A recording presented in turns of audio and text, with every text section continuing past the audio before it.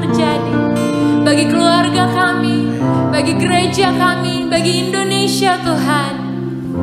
Kami percaya hati-Mu ada di tengah-tengah kami Tuhan.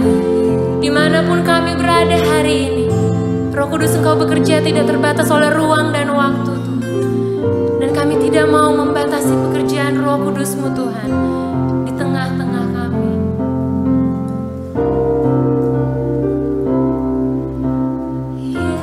Yesus, ku sembahkan, sujud di hadapan-Mu. Keinginan dalam hidupku hanya untuk menyembah-Mu. Yesus, ku sembahkan, sujud di hadapan-Mu. Keinginan dalam hidupku hanya untuk menyembah-Mu. Panggil nama Yesus. Kami mau menyembah Engkau Tuhan. Sujud di hadapan-Mu. Keinginan dalam hidupku hanya untuk menyembah-Mu. Yesus, ku sembahkan, sujud di hadapan-Mu. Keinginan dalam hidupku hanya untuk menyembah-Mu. Yesus, ku sembahkan, sujud di hadapan-Mu. Keinginan dalam hidupku hanya untuk menyembah-Mu. Sekali lagi katakan, Yesus, kami menyembah Engkau Tuhan yang hidup, Engkau Allah yang besar. Sujud di hadapan-Mu. Keinginan dalam hidupku hanya untuk menyembah-Mu. Keinginan dalam hidupku hanya untuk menyembah-Mu. Keinginan dalam hidupku hanya untuk menyembah-Mu. Boleh berikan sorak-sorai buat Allah kita.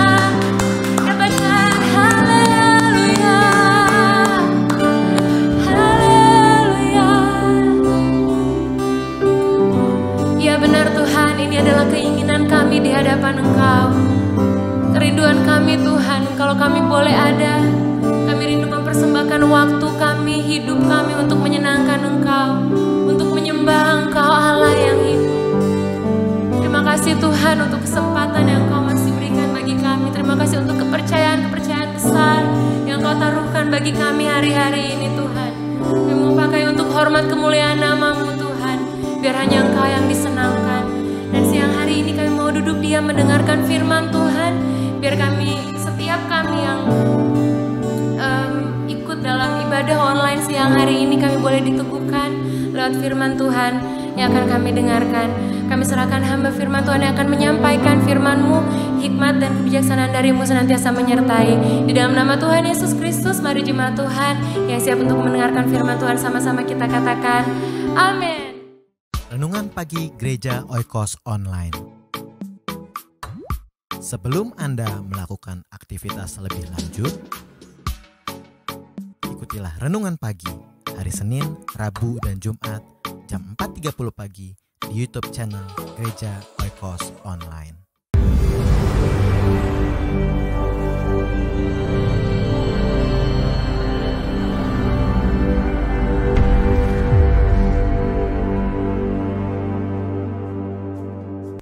Shalom, selamat pagi, selamat siang, atau selamat malam. Kapanpun Anda menyaksikan video ini, dimanapun kita berada, saya harap kita semua ada dalam perlindungan Tuhan, ada di dalam kasih karunia Tuhan yang sempurna. Karena belakangan ini kita mendengar berita-berita yang buruk ada di Indonesia, ya.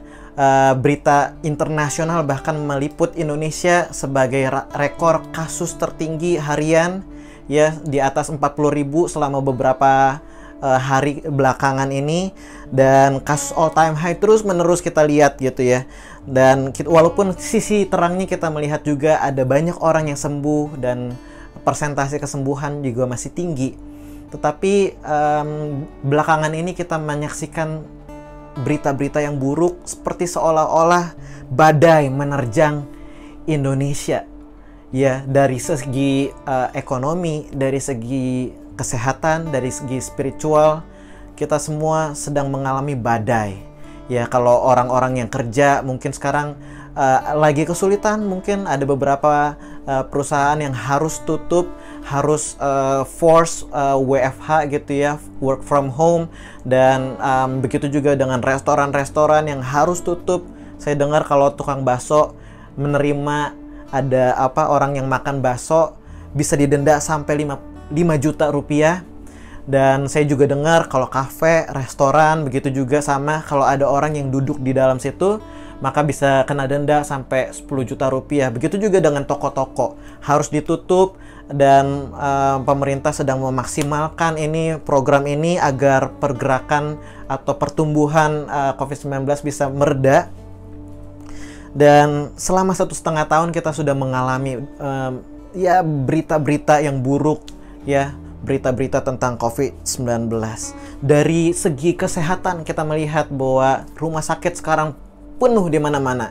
Susah untuk mencari kamar, susah untuk mencari oksigen, dan ini saat yang genting, saat yang tepat untuk kita sebagai murid-murid Yesus untuk berdiri berdoa bagi Indonesia, karena ada badai di dalam segi kesehatan di Indonesia, ya, dan di dalam segi spiritual juga ini berpengaruh. Kenapa? Karena kita mendengar terus-menerus berita buruk lagi, dan berita kedukaan lagi, sehingga menjadi distraction, menjadi gangguan di dalam pikiran, di dalam jiwa, maupun di dalam roh kita. Banyak orang menjadi takut, banyak orang menjadi lengah karena berita buruk ini. Lalu apa yang bisa kita renungkan di dalam situasi badai yang sedang menerjang Indonesia selama 1,5 tahun? Khususnya buat kita yang tinggal di daerah-daerah yang case-nya atau kasus-kasus COVID-nya itu sedang bikin sulit gitu, sedang bikin susah gitu. Nah, kita perlu melihat bahwa di Alkitab tercatat kisah tentang badai, dan Yesus ada di sana. Saya bacakan dari Markus 4 ayat 35 sampai 41. Pada hari itu, waktu hari sudah petang, Yesus berkata pada mereka, "Marilah kita bertolak ke seberang." Mereka meninggalkan orang banyak itu lalu bertolak dan membawa Yesus beserta dengan mereka di dalam perahu di mana Yesus telah duduk, dan perahu-perahu lain juga menyertai dia. Lalu mengamuklah taufan yang sangat dahsyat, dan ombak menyembur masuk ke dalam perahu sehingga perahu itu mulai penuh dengan air. Pada waktu itu, Yesus sedang tidur di buritan di sebuah tilam. Maka murid-muridnya membangunkan dia dan berkata kepadanya, "Guru, engkau tidak peduli kalau kita binasa?" Ia pun bangun menghardik angin itu dan berkata kepada danau itu, "Diam, tenanglah." Lalu angin itu reda dan danau itu menjadi teduh sekali. Lalu ia berkata pada mereka, "Mengapa kamu begitu takut? Mengapa kamu tidak percaya?" Mereka menjadi sangat takut, berkata seorang kepada yang lain, "Siapa gerangan orang ini?" Sehingga angin dan danau pun taat kepadanya. Mari kita renungkan ayat per ayat. Ya, coba kita bayangkan dan kita renungkan sebentar. Waktu kita baca kitab Markus, waktu kita baca pasal ini, maka kita bacanya itu seperti membaca seolah-olah kita lagi baca cerita. Karena memang ini adalah teks naratif, ya, tulisan-tulisan naratif. Artinya yang kita baca itu, kita bacanya seperti cerita gitu. Dan kita menarik pelajaran seperti kita menarik sebuah pelajaran dari cerita. Jadi kita bayangkan, di ayat 35, pada hari itu waktu hari sudah petang, Yesus berkata kepada mereka. Merekanya siapa? Merekanya adalah murid-murid Tuhan Yesus. Dikatakan, "Marilah kita bertolak ke seberang." Mereka meninggalkan orang banyak, bertolak dan membawa Yesus beserta dengan mereka di dalam perahu. Nah, kita lihat di sini. Kita lihat bahwa Tuhan itu selalu bekerja. Yesus itu selalu bergerak. Dia selalu bergerak, dia selalu bekerja. Ketika kita mengikut dia, apa reward yang kita dapatkan? Karena kita selalu melayani orang lain, kita selalu memikirkan orang lain, selalu mencoba untuk membawa berita damai, selalu mencoba untuk membawa kesembuhan bagi orang-orang yang kita temukan. Tapi apa reward yang kita dapatkan ketika kita ikut Yesus dalam pelayanannya, ketika ia bergerak? Reward kita bukan uang, reward kita bukan fame atau ketenaran. Reward kita adalah kebersamaan dengan Yesus. Ketika kita ikut Yesus, dia juga ada di dalam perahu yang sama dengan kita, Bapak Ibu Saudara. Haleluya. Dia ada bersama dengan kita. Ketika kita ikut Yesus, mungkin kadang-kadang kita berpikir ya, oh kenapa saya udah ikut Yesus tetapi saya juga mengalami PHK. Kenapa saya udah ikut Yesus tetapi duit saya segini-segini aja mungkin. Atau perkembangan dari masalah keluarga saya kok masih belum selesai gitu. Padahal saya udah mengikuti Yesus dengan setia. Kita lihat di sini, reward dari mengikuti Yesus bukanlah uang, dia nggak menjanjikan ketika kita ikut Yesus maka hidup kita akan selalu tenang, selalu mulus, selalu bahagia. Tetapi ketika kita ikut Yesus, rewardnya adalah kebersamaan dengan dia. Saya lanjutkan sebentar. Ayat selanjutnya kita lihat ya, ketika murid-murid ikut Yesus, tetap bisa ada hal-hal yang buruk terjadi. Ayat 37 bilang kayak gini, "Lalu mengamuklah taufan yang sangat dahsyat. Ombak menyembur masuk ke dalam perahu sehingga perahu itu mulai penuh dengan air." Taufan yang sangat dahsyat. Perhatikan kata taufan ya. Ini kalau kita bayangkan, mungkin bisa bayangkan lautan yang sangat sedang bergoncang di dalam badai. Taufan ini bahasa aslinya di dalam Ibrani itu menggambarkan angin puting beliung atau hurricane gitu, angin yang sangat besar. Ini jenis angin yang ditakuti oleh para nelayan sekalipun. Ya, walaupun nelayan udah terbiasa menghadapi angin besar, tapi ini angin taufan, angin yang terlalu besar sehingga bahkan para nelayan pun takut. Nah, ini terjadi di mana? Di Danau Galilea. Saya pernah ke sana, Bapak Ibu Saudara. Dan saya lihat memang Danau Galilea itu memang rendah gitu, rendah, dan sekeliling Danau Galilea itu tuh bukit gitu, bukit-bukit ya yang cukup tinggi, sehingga angin itu tuh selalu ada gitu, selalu ada angin di sana.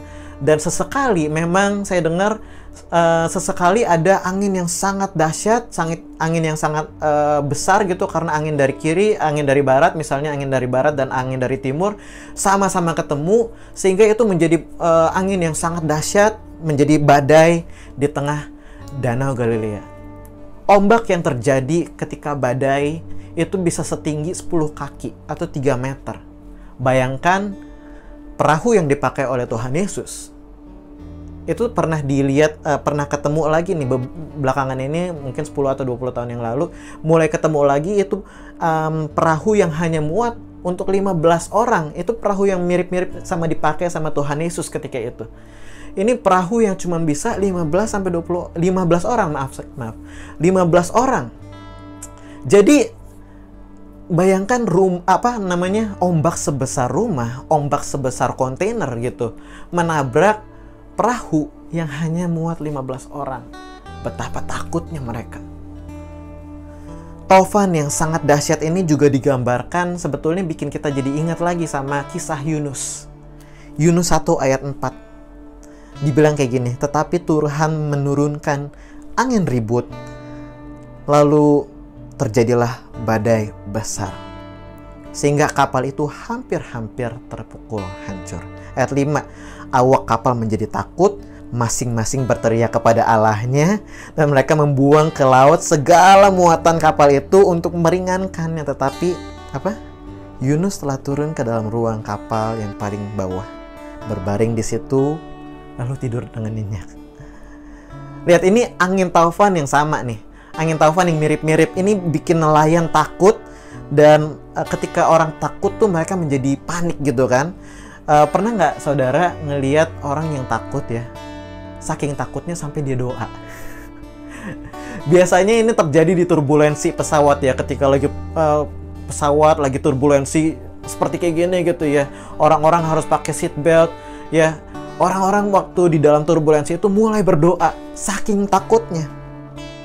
Nah, di saat-saat genting kayak gini orang menjadi panik, dan kalau orang udah panik biasanya akal sehatnya suka kelupaan dipakai. Suka bertindak dengan ya cepet-cepet, asal cepet aja gitu. Namanya juga panik gitu kan. Dan orang panik bisa melakukan hal-hal yang bahkan bodoh. Saya pernah lihat sebuah video, ada ruko 2 lantai yang kebakaran besar gitu ya. Dan satu ibu dengan paniknya dia bawa ember berisi air, ya dibawa sambil lari lalu dia lemparkan.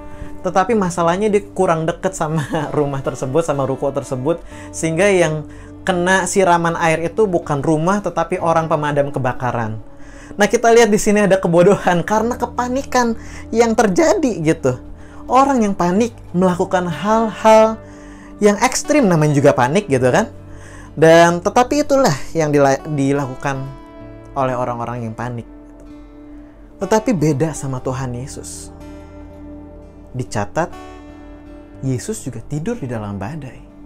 Ayat 38 berkata, pada waktu itu, Yesus sedang tidur di buritan di dalam sebuah tilam.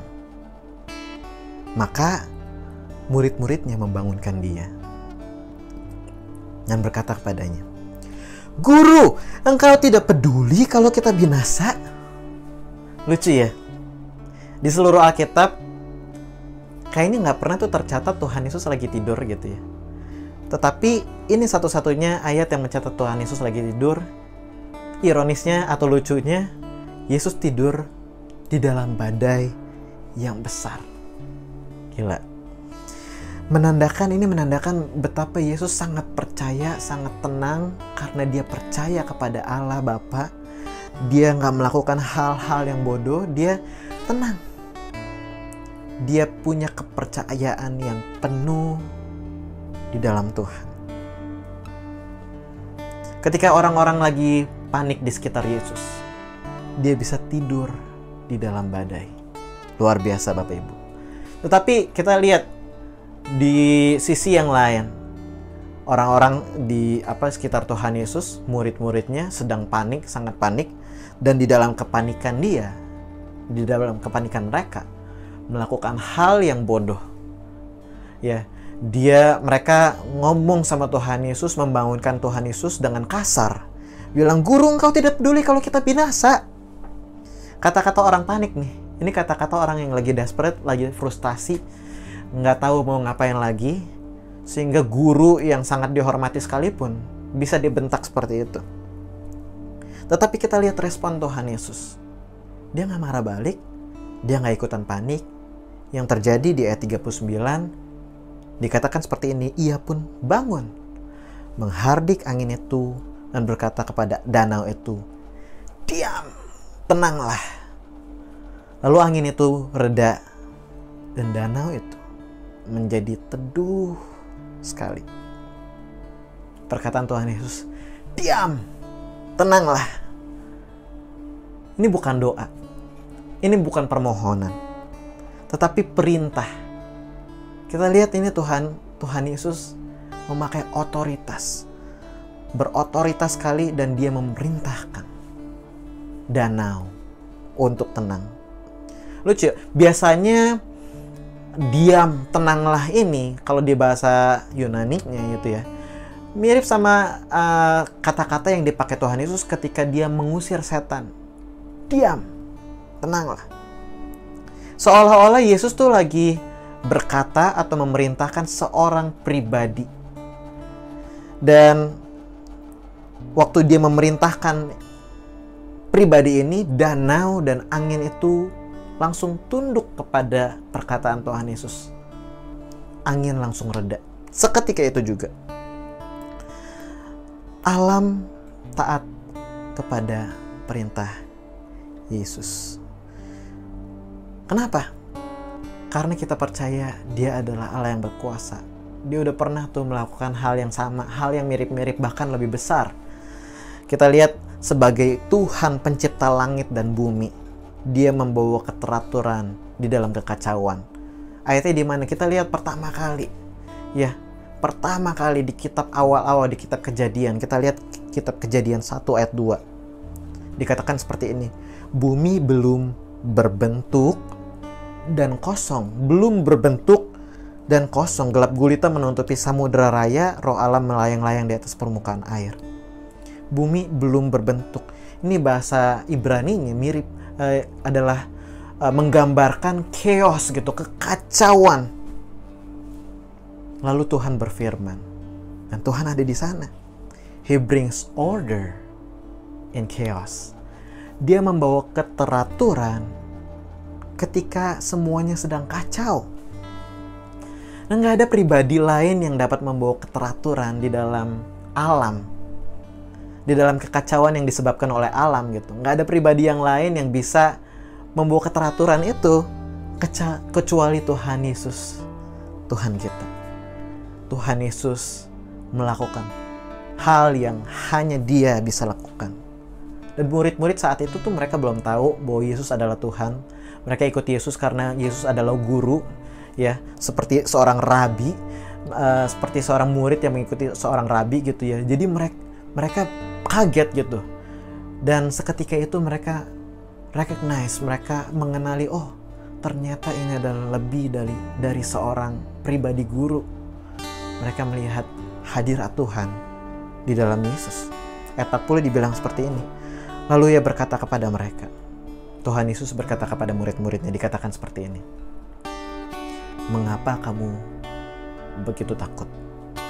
Mengapa kamu tidak percaya? Merekanya siapa? Murid-murid Tuhan Yesus yang lagi ada di perahu saat itu, saudara-saudara.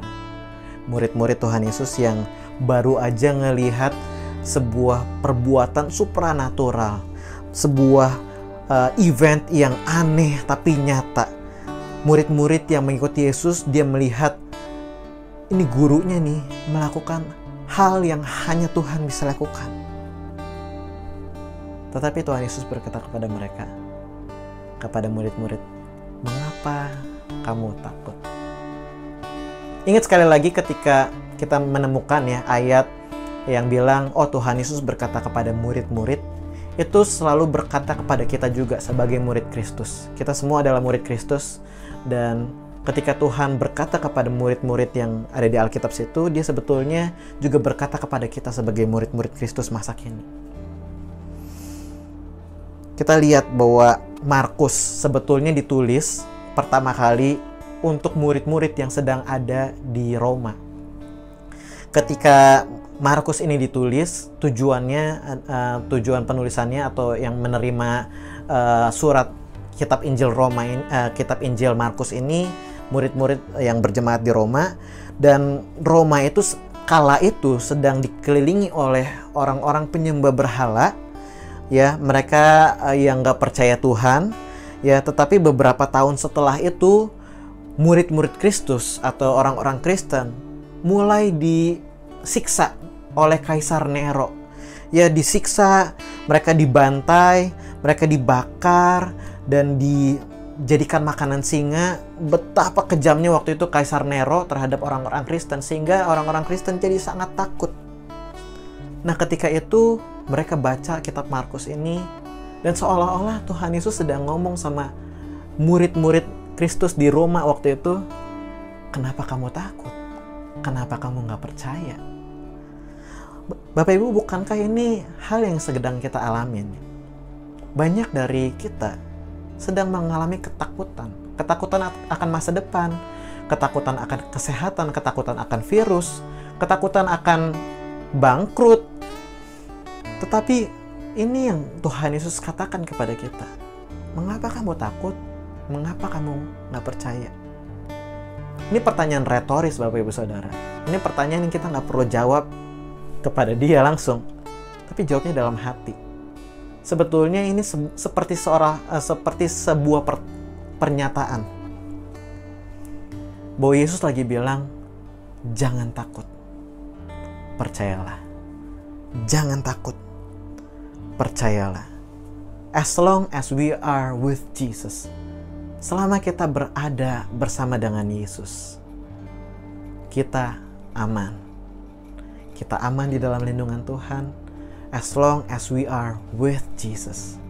Kita baca tadi di ayat 35-36 bahwa ketika kita mengikuti Yesus, Dia ada di dalam satu perahu dengan kita. Dia ada bersama dengan kita. As long as we are with Jesus, we are secure. Dan ayat 41, kita lihat respon dari murid-murid saat itu ya. Dibilang kayak gini. Mereka, murid-murid, menjadi sangat takut dan berkata seorang kepada yang lain, siapa gerangan orang ini?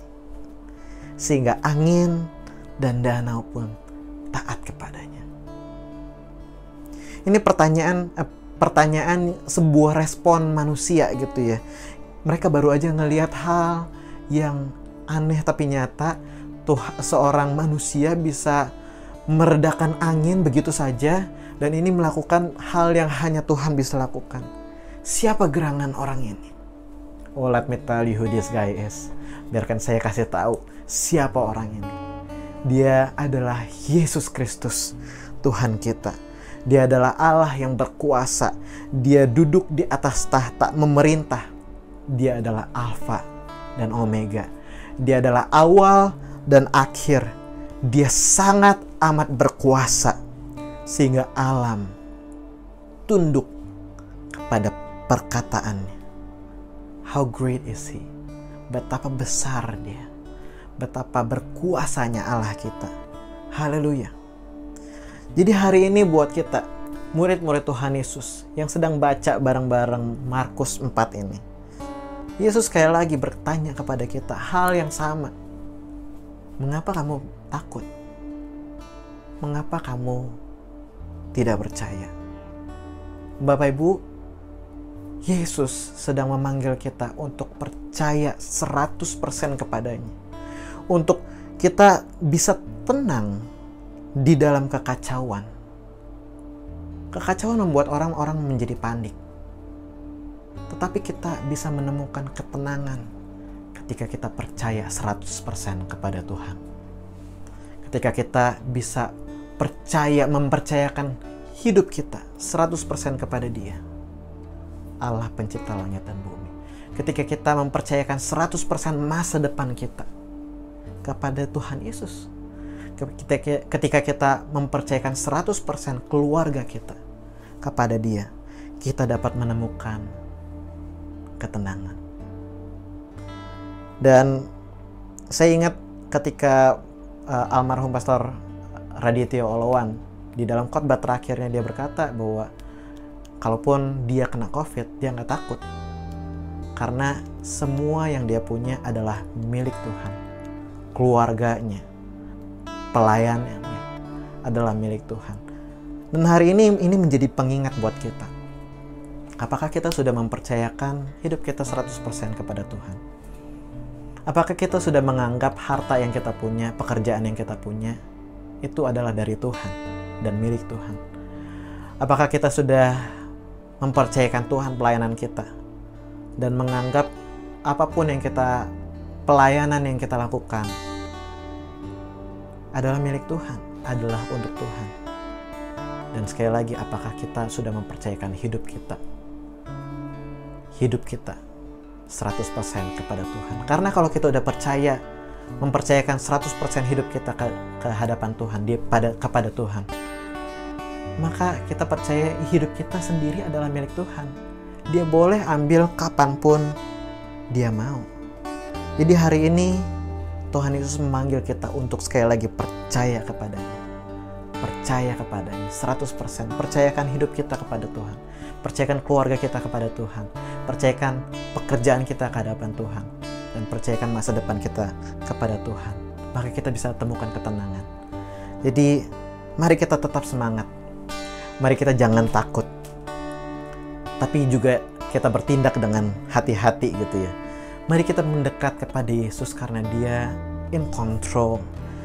Jika kita takut, kita bisa lakukan seperti yang murid-murid lakukan. Walaupun di dalam kepanikan mereka berseru kepada Tuhan, Guru, Guru. Dan datanglah kepada Tuhan dengan jujur. Datanglah kepada Tuhan dengan apa adanya. Di dalam kepanikan gak apa-apa. Guru, Engkau tidak peduli kalau kita binasa. Tuhan tolong kami. Tetapi hari ini sekali lagi firman Tuhan berkata kepada kita semua, as long as we are with Him, selama kita berada bersama dengan Yesus, selama kita mempercayakan 100% kehidupan kita kepada Yesus, kita aman dan kita dapat menemukan ketenangan. Haleluya. Mari kita satu dalam doa. Tuhan, ajar kami untuk mempercayai Engkau 100%. Seperti yang Engkau ajarkan pada kami hari ini. Di tengah badai ini Tuhan, ajar kami untuk percaya penuh kepadamu agar kami dapat menemukan ketenangan di dalam-Mu. Ya Allah yang sanggup meredakan badai. Tuhan, ajar kami untuk dapat menjadi saksi-Mu yang setia, untuk menjadi murid-Mu yang militan tetapi bertindak dengan cerdas dan cerdik. Tuhan, tolong kami untuk kami menjadi orang-orang yang berani tetapi bertindak dengan iman dalam kebijaksanaan. Kami mau hidup kami memuliakan nama-Mu. Di dalam nama Tuhan Yesus Kristus. Amin. Haleluya.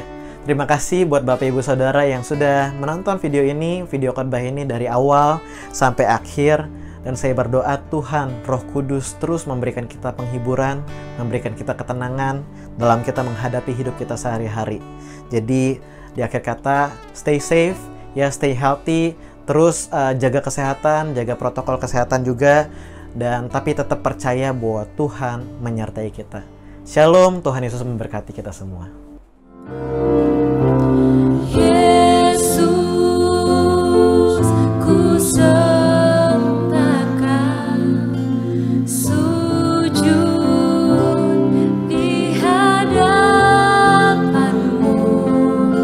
keinginan